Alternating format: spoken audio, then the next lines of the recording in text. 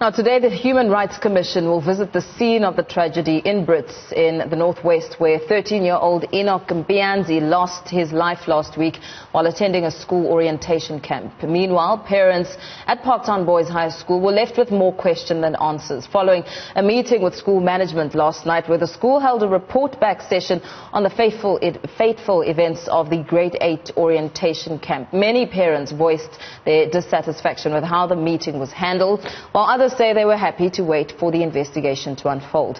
Learners are expected to return to class this morning. Newzroom Africa's Mnisi has more on the story. Will I pick my kid up tomorrow in the school bag or in a body bag? Questions on the minds of parents as they now have to send their children to school with no clear answers. While they were hoping the meeting would shed some light into the events at the grade 8 orientation camp, they were instead told to allow the investigation to unfold. Somebody died, they lost their lives. The Mnisi family have lost a son, somebody who they had such high hopes for. And we have to go into the school and listen to the principal tell us, give us a whole story about the support they're giving our kids.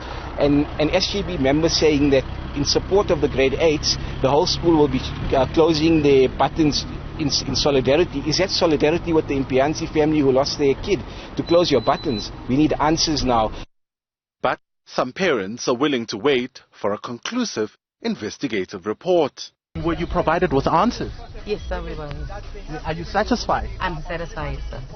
I believe in the structures that have been put in place to investigate.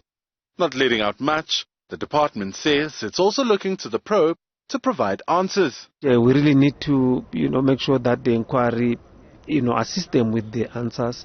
But then further than that, the inquiry will then assist the MEC to take a decision on how we're going to move forward. But you'll also understand that the South African Human Rights Commission, they are now on board. They want to pursue this matter. We'll cooperate, we'll work with them. We've never, not cooperated. I mean, we appeared before the commission. They know.